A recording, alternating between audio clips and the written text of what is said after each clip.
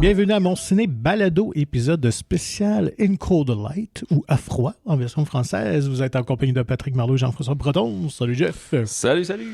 Donc, on reçoit dans cet épisode spécial le réalisateur québécois Maxime Giroux qui nous avait donné Norbourg il y a quelques années. Oui. Et là, s'en va faire un film tourné en anglais, un film canadien. Mm-hmm. En partie coproduit aussi avec les Américains. Ouais, et québécois. Là. Canado-québécois. Là. Il y a tout le temps un peu de tout le monde là-dedans. In Cold Light, un thriller criminel qui raconte l'histoire de Ava qui, à peine sortie de prison à cause de trafic de drogue, en fait, elle tente de reconstruire et de retourner là où il était, ou là où elle était, à la tête de sa petite organisation là, dans l'Ouest canadien. Sauf qu'éventuellement, elle va être témoin d'un meurtre brutal qui va la contraindre à fuir et tenter de sauver sa peau dans tout ça. Fait que c'est pas un film de vengeance puis de mitraillage à l'infini, mais plus de je sais pas comment dire, un peu de petits... de quand même petits crimes et meurtres et un peu guerre de gang et devoir se sur sauver. fond de drame familial aussi. Exactement, parce que c'est sûr que ceux qui baignent, si les enfants baignent dans la criminalité, ça affecte le portrait familial et la vision que les parents ont de leurs enfants. Et au générique, on a quand même des acteurs américains. Oui. Donc, Maika Monroe, quand même, une actrice qui est très en vogue, surtout depuis Long Legs, ouais, c'est sorti ça. il y a 2 ans. Moi, je l'avais découvert dans It Follows il y a comme 12 ans, mais ouais, ça a continué. Et là, récemment, et elle va être dans le prochain... Colin Hoover. Ouais. dans quelques semaines. Fait que oui, un beau point dans sa carrière. Et celui qui joue son père, c'est pas rien, c'est Troy Kutcher, qui est un acteur sourd-muet qui a gagné un Oscar pour Coda il y a quelques années. Il était aussi dans Primate il y a... quelques semaines. Un mois. Fait que on discute avec Maxime justement du processus, le fait qu'il y a un peu d'investissement américain, d'aller chercher ces comédiens américains. Comment il s'est trouvé avec ce projet-là, parce que c'est pas un scénario de lui. Puis justement, le casting, comment ça fonctionne, le tournage, les équipes, la dynamique sur le plateau entre production, disons plus canadienne, anglo, mais avec ses collaborateurs franco et des acteurs américains. Aussi de son parcours de cinéaste, pigiste un peu, si on veut, là. De quoi qu'on parle? Évidemment, travail du langage des signes, de l'inclusion de Troy dans tout ce projet-là. Oui, ça a donné vraiment lieu à une belle conversation. Faut dire que Maxime aussi a l'occasion d'aller rencontrer des gens à Los Angeles pour peut-être faire un film hollywoodien. Fait qu'il nous navigue à travers tous les méandres de ça qui est vraiment intéressant, qui correspond quand même à beaucoup de clichés qu'on s'en fait. Tout à fait. Qui sont vrais. Et puis, fait que voilà. Fait que je pense que... Ouais, c'est ça. Et In Cold Light prend l'affiche vendredi, le 27 février, au Québec. Il est disponible en version française, en version anglaise originale et même en version avec sous-titres français.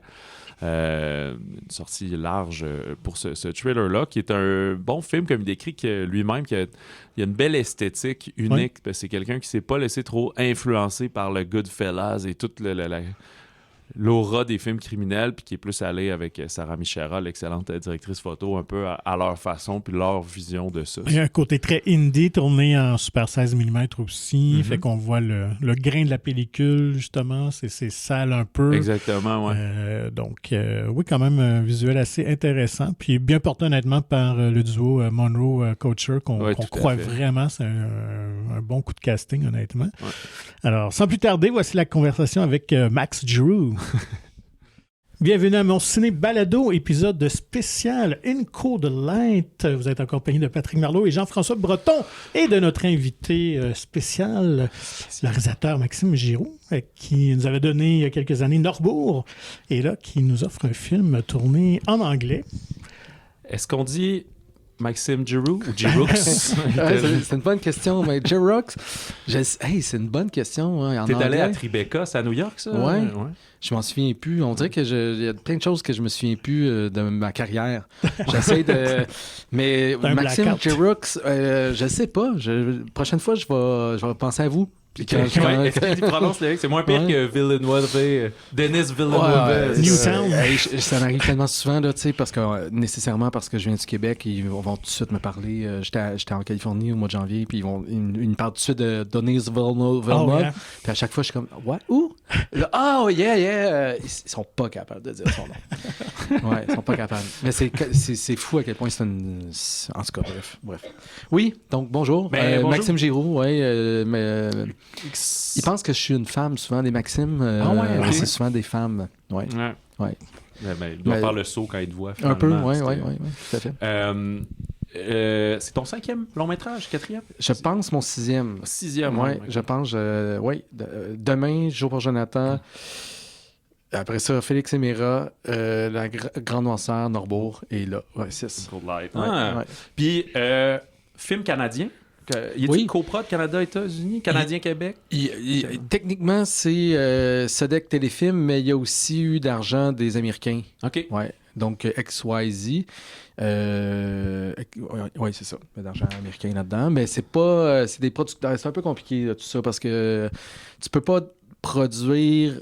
Des Américains ne peuvent pas donner d'argent directement en tant que... Il faut que ça passe par de la distribution, de la vente ou whatever. Okay. C'est un peu complexe. Tu peux coproduire avec la France, la Belgique, tout ça, mais pas nécessairement avec les Américains. Mais ils peuvent donner de l'argent d'une autre façon. C'est ça, il y a des professionnels qui aident à... Oui, je comprends rien tout ça. C'est pas là que t'entres en jeu. Mais c'est pas un scénario de toi, non. Patrick Whistler. Exactement. Comment t'es tombé sur ce projet-là, dans le fond? En fait, c'est Patrick Whistler et producteur à Toronto, Mike McMillan, ainsi qu'un producteur à Montréal, Yannick Letourneau, qui avait ce projet-là. Et à un certain moment donné, j'ai reçu un appel. Je n'ai pas été le premier à être appelé, là, je pense pas. Il y a des projets comme ça là, que tu sais que des scénarios... se sont promenés un petit peu. Exactement. Tu sais que c'est ça se passe ces temps-ci. Exactement. Puis, ils m'ont fait lire le scénario. Puis c'était une occasion pour moi de faire un genre de cinéma totalement différent. Et je pense que ce projet-là, je l'ai eu avant Norbourg. Ou pendant Norbourg. Okay. C'était comme... c'est ça. C'était pas après Norbourg. C'était vraiment comme... Fait que j'avais encore ce désir-là, je pense, de faire du cinéma de genre. Avec Norbourg, c'était un certain genre. Là, avec In Cold Light, qui est plus un trailer policier, j'étais encore dans une passe de... J'avais envie d'essayer d'autres choses. Ouais. Puis, y a-tu le jeune cinéaste enfant en toi qui a quelque chose de hot à être dans justement le trailer criminel et tout? Ça a-tu coché plein de cases de un jour, je vais faire un film avec des guns, puis... de la drogue? Bizarrement, non. Okay. Non, c'est... Je sais pas pourquoi, c'était pas un rêve quand j'ai étudié en cinéma ou même avant de faire du cinéma américain. C'était pas. En fait, moi, je voulais. J'aurais voulu être un skateboarder peut-être, mais j'étais pas très bon.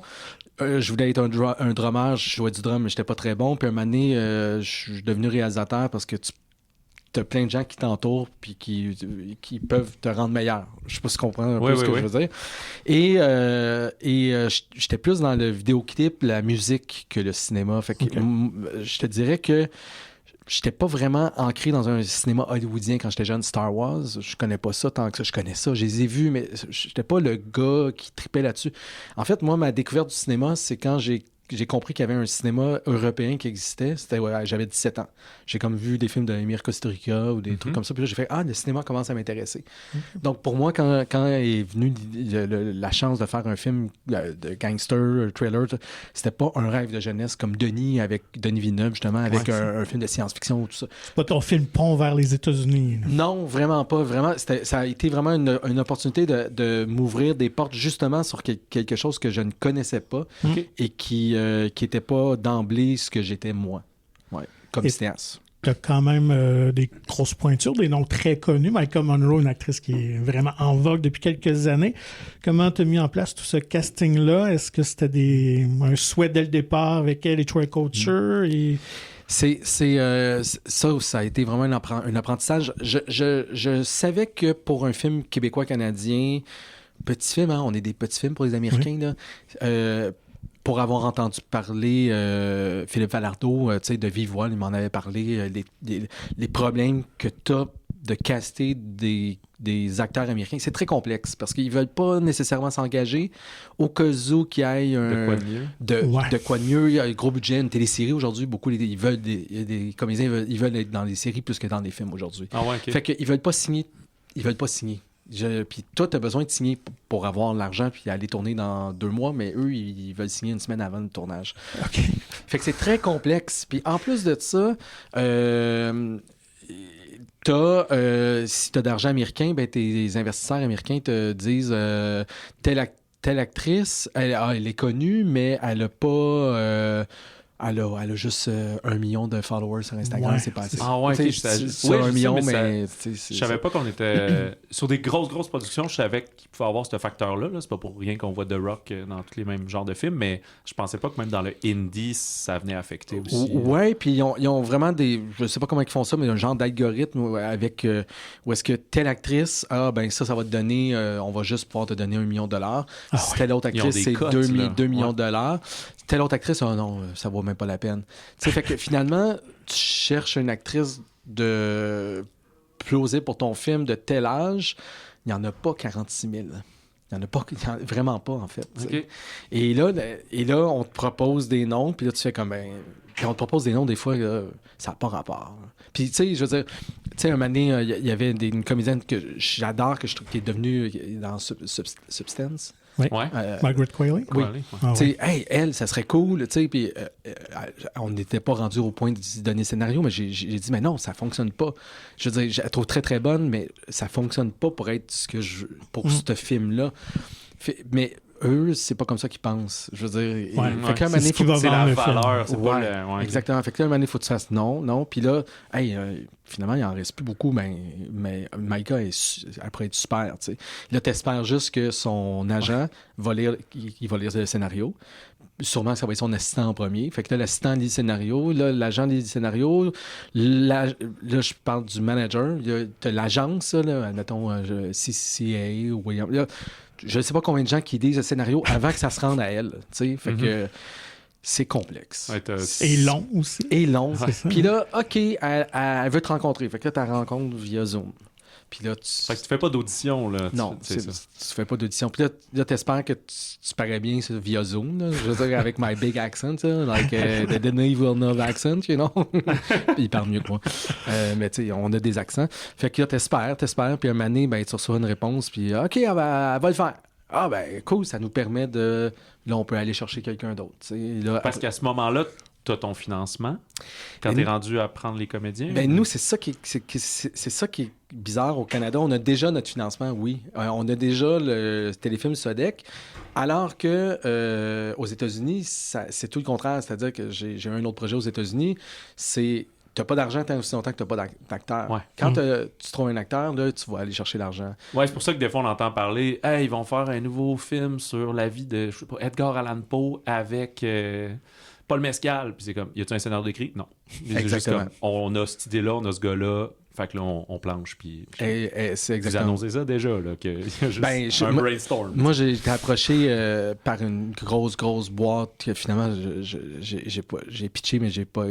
le projet est annoncé, puis partout, là, tu sais, genre, c'est Mattel Film, là, tu sais, c'était quoi le film des Hot Wheels? Non, mais il m'avait proposé Barney. Ah ouais, OK. Soit Barney, soit Jack in the Box. Puis moi, au début, j'étais comme, pourquoi vous m'appelez? En fait, j'ai fait des zooms avec eux autres. Puis là, un moment donné, c'est comme, je serais bien Barney, tu sais, parce que il voulait le faire à la genre Bing John Malkovich. J'étais comme, OK, intéressant, tu sais. Okay. Puis là, finalement, c'est A24, A24. Puis ils ont trouvé un réalisateur. Ouais, ils ont leur écurie à eux. Fait que là, il reste Jack in the Box. J'étais comme, Jack in the Box. Ça, c'est la clown que tu tournes. Qu'est-ce que tu veux que je fasse avec ça, tu sais? Puis, finalement, je me suis ramassé à Hollywood, dans un bureau, devant le vice-président, puis comme dans le film, là.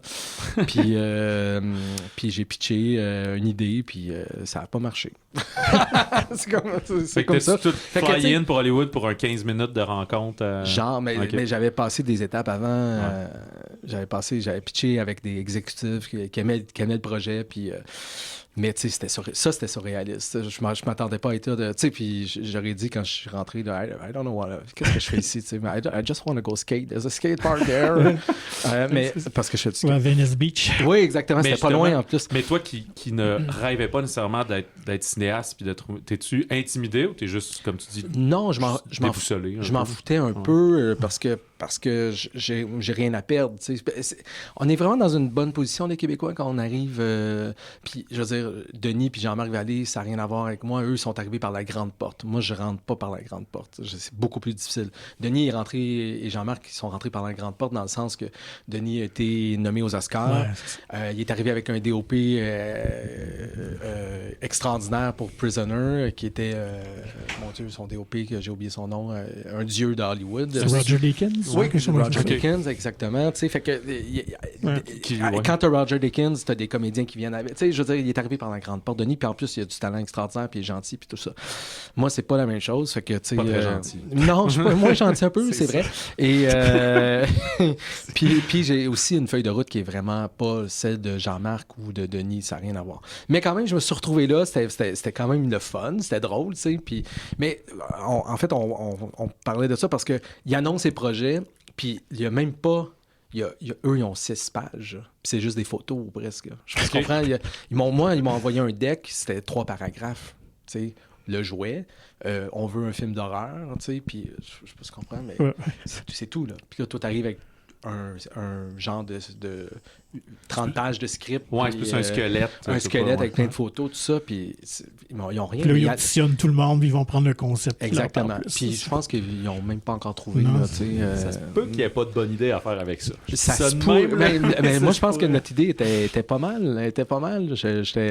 Au début, j'avais pas d'idée, puis à un moment donné, j'ai fait, il faut que je trouve une idée. Quand même, on m'offre de pitcher, n'importe qui irait. Je sais pas pourquoi je suis chez nous à dire j'ai pas d'idée, force-toi un petit peu. Tout ça pour dire que c'était une expérience. J'imagine que même s'ils ne retiennent pas ton projet, si tu vas faire un pitch qui se tient, ton nom va rester dans l'eau peut-être pour d'autres projets ou pas. Oui, peut-être. Mais tu sais, la réalité, c'est qu'il y a probablement 10 000 personnes qui passent par là par année. Ouais, j'en ai aucune idée, mais je veux dire, je suis pas le seul. Là, le projet se promenait. Là, c'était drôle quand j'ai reçu l'email avec le logo Mattel, je pensais que c'était une joke. C'était vraiment un scam. Je pensais que c'était un scam, puis on voudrait faire un zoom avec toi.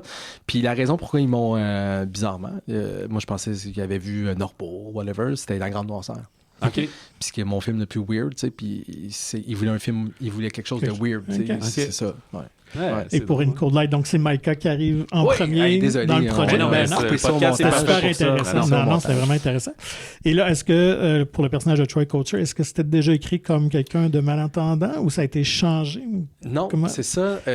Premièrement, on trouve, tu sais, c'est une histoire aussi familiale, donc tu trouves le père, tu trouves le personnage principal qui est Maïka Monroe.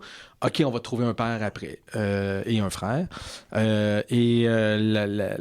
L'agent de Maïka Monroe, parce que tout le monde se connaît un peu là-bas. Fait que c'est comme, hey, avez-vous pensé à, probablement qu'il était ami avec l'agent de Troy Kotsur, whatever, ou peut-être pas, mais il est arrivé avec une maudite bonne idée. Avez-vous pensé à Troy Kotsur pour faire le rôle? Est-ce qu'il avait gagné son Oscar à ce moment-là? Il avait déjà gagné son Oscar, puis ça a tellement été une bonne idée que j'ai fait comme wow, fuck, this is a great idea. Yes. Ça change toute la dynamique familiale. Et aussi, c'est pas évident d'aller chercher des messieurs de cet âge-là. C'est les plus compliqués à aller chercher. Ah ouais? À Hollywood, sont en demande? Ou sont casaniers, ils tournent plus dans grand-chose. Ils tournent plus dans grand-chose. Les messieurs de certain âge prennent moins de risques, bizarrement. Puis au Québec, c'est un peu la même chose aussi. Je le vois dans le casting au Québec.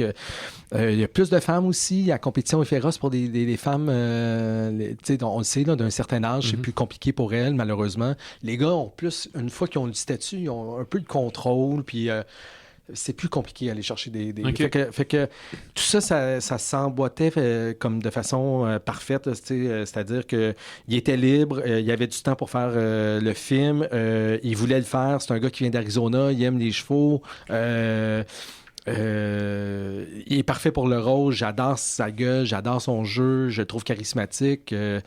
C'était tellement une bonne idée. Mais est-ce que ça... veut pas alourdir un peu le processus là de devoir dire ben là il va falloir que Micah apprenne le langage des signes, que d'autres personnages aussi que là en fait c'est la raison, je m'en souvenais plus, puis là tu viens de me faire rappeler pourquoi c'est arrivé. Micah, sa mère, qui est malheureusement décédée, je pense, cette année, était prof de langage... OK, ça s'invente pas. Oui, de ASL, American Sign Language.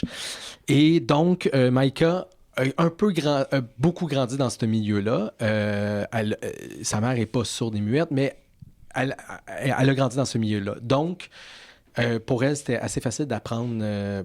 non, c'était pas facile, ça a été dur pour elle, je suis convaincu, mais... Elle partait pas de zéro. Exactement. Okay. Et elle avait sa mère pour l'aider, elle a aussi pris des cours un petit peu plus, puis elle a été aidée par Troy aussi, donc tu sais, elle partait pas de zéro. Fait que le lien est là, en fait, je m'en souvenais plus, mais c'est ça. Ouais. Est-ce que, justement, toi qui finalement baignais moins dans la criminalité, dans les films criminels et tout, est-ce que là, une fois que tu as le scénario, tu es attaché, tout va, est-ce que tu t'inspires d'autres œuvres? Est-ce que volontairement, tu veux t'imbiber de trucs pour un peu faire des clins d'œil ou des choses comme ça, ou l'inverse, tu veux avoir juste ta propre idée vierge à toi, tu sais? Ouais, j'ai de la misère c'est bizarre à répondre à ça parce que, je pense avec Sarah Michara, la directrice photo, on s'inspire pas nécessairement d'œuvres précises. Oui, précises, mais qui sont pas nécessairement dans le gangster nécessairement. Ouais, tu sais, Paris, Texas, visuellement, nous a plus inspiré qu'un film de gangster. Oui, Scorsese, bien sûr, tu sais, Main Street, 16 mm, grain, lumière de la ville, tout ça nous a inspiré. Cassavetes, un peu, tu sais, d'une certaine façon. Alors, Cassavetes, c'est pas du tout... Tu sais, il en a fait des films avec des guns, mais c'est pas dans le genre de thriller comme on voit aujourd'hui, tu sais. Fait que je pense qu'on est plus inspiré par des trucs old school qui sont pas nécessairement des thrillers policiers. Et je pense que ça peut être positif par moment et négatif par moment parce que les codes, on veut pas tout les connaître, ce qui fait en sorte que des fois, c'est pas nécessairement positif, puis des fois, c'est positif parce qu'on est naïf aussi dans tout ça. Ça dépend. Je sais pas si tu comprends ce que je veux dire. Les deux côtés ont avantage. Si tu étais un féru de ce genre-là, ben tu serais dans probablement un canal que tu serais plus capable d'en sortir puis de prendre des risques un peu. Exactement. Puis j'essaie de peut-être Normal, c'est un peu différent, mais j'essaie à chaque film que je fais même s'il y a un... Tu sais, Félix et Méra, c'est un genre de film, La Grande Noirceur, c'est un genre de film, d'essayer de garder mon truc à moi, qui est un peu... ça a l'air bizarre à dire, mais un peu maladroit. J'aime la maladresse, un peu, des fois. Ça marche pas toujours. Des fois, ma maladresse fonctionne pas, puis des fois, ma maladresse fonctionne bien. Puis il y a plein de cinéastes que j'admire qui sont maladroits. Je sais pas si tu comprends ce que je veux dire. J'aime pas les cinéastes trop parfaits.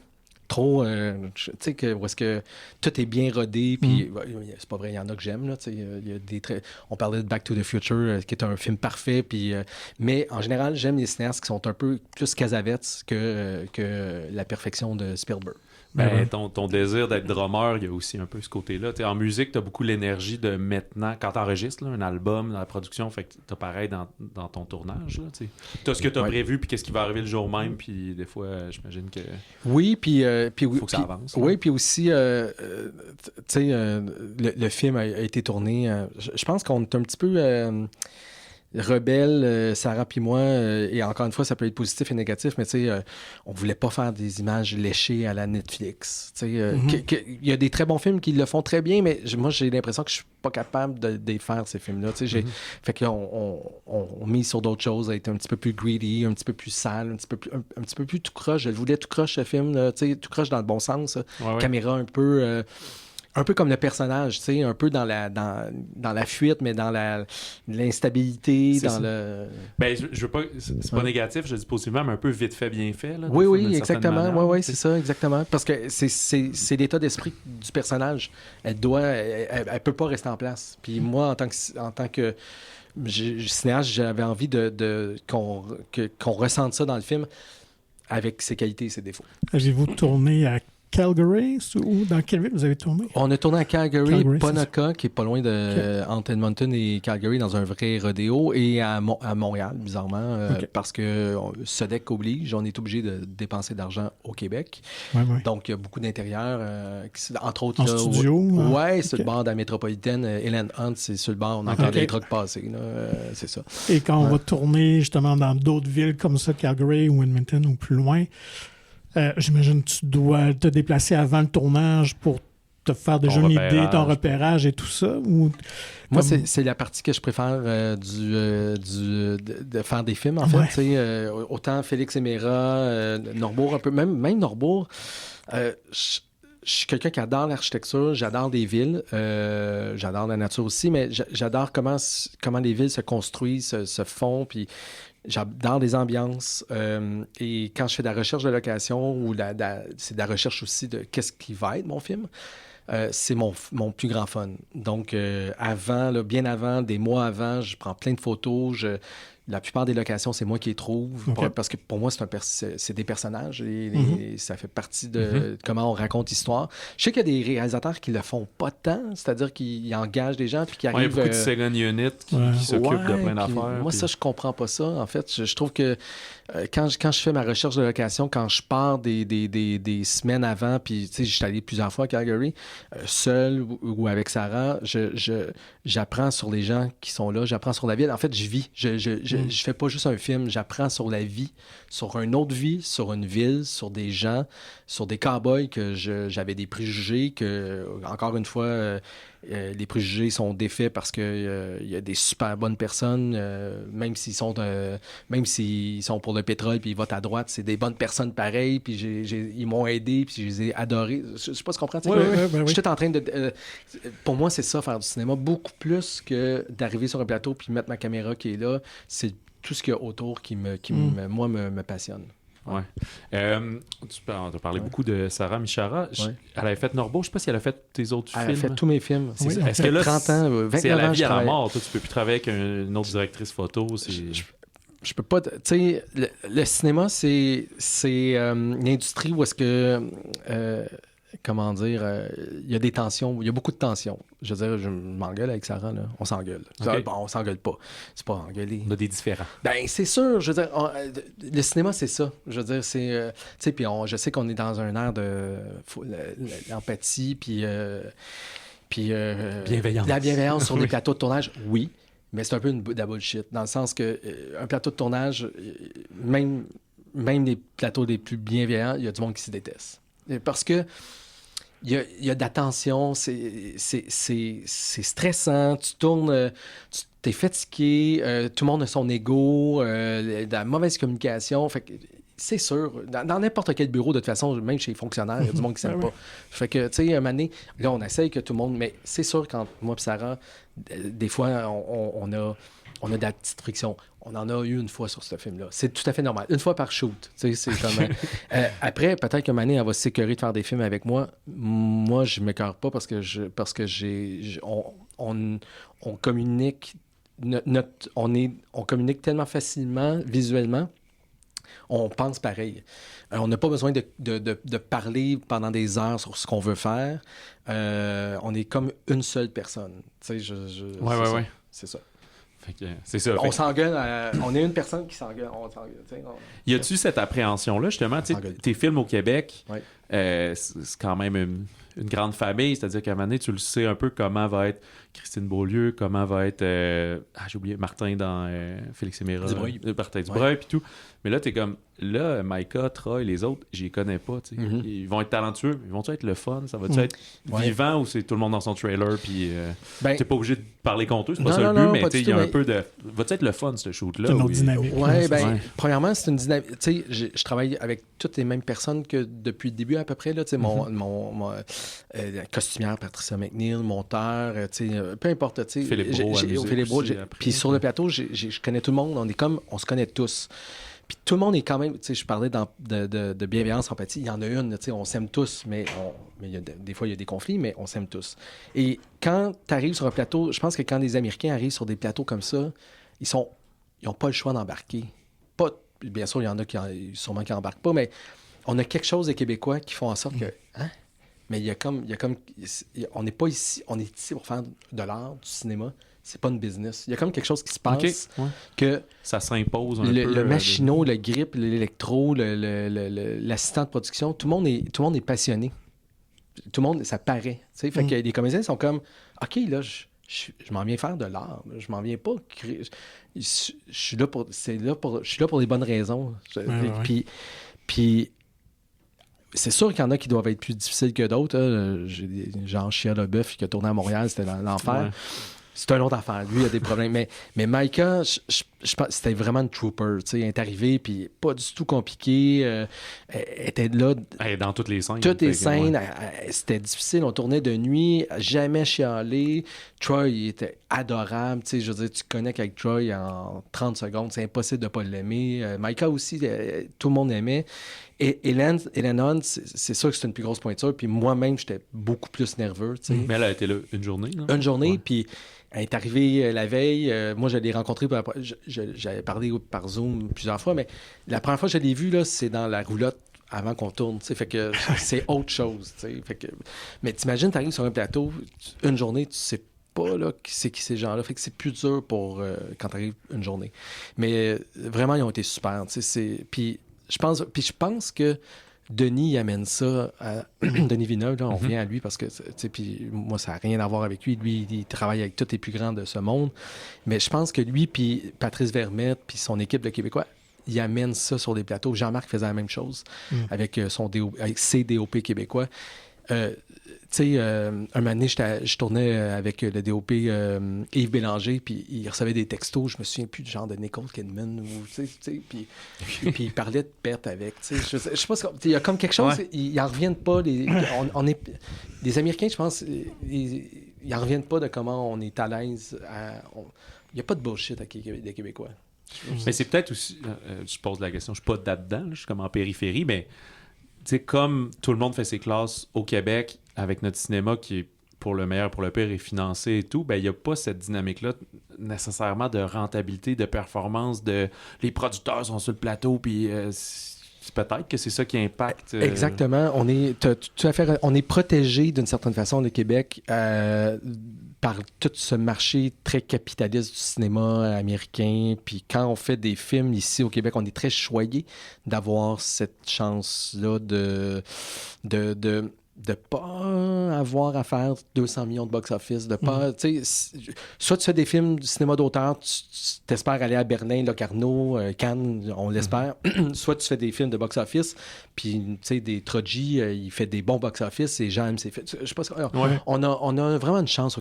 Les gens, puis je vais souvent à l'Université Concordia, entre autres, pour parler aux jeunes cinéastes, puis je leur dis, vous savez pas à quel point on est chanceux de faire des films au Québec. Et au Québec, parce que c'est pas la même chose en Ontario. Là. Ils ont moins d'argent, ils ont moins de...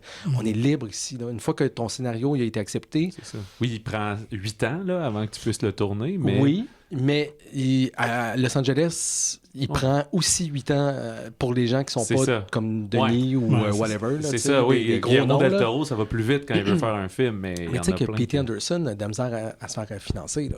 Ouais, parce que là, tu as le edge de tes films coûtent 100 millions, mais il en rapporte 40. Fait que là, on fait exactement. C'est des lettres de noblesse, mais... Exactement. P.T. Anderson, là, il a vraiment... Il fallait que ce film-là soit un succès monétaire. Parce qu'il était rendu à un point où est-ce que, supposément que... Il y a juste Nolan qui a comme réussi à transcender ça, de faire des films d'auteur qui rapportent 900 millions. Denis Villeneuve. Oui, aussi, c'est vrai. Ouais. Denis Villeneuve, c'est incroyable. Et toi, comme réalisateur, pour In Cold Light, quelle scène ou quelle séquence a représenté un plus grand défi qui a été plus dur à tourner?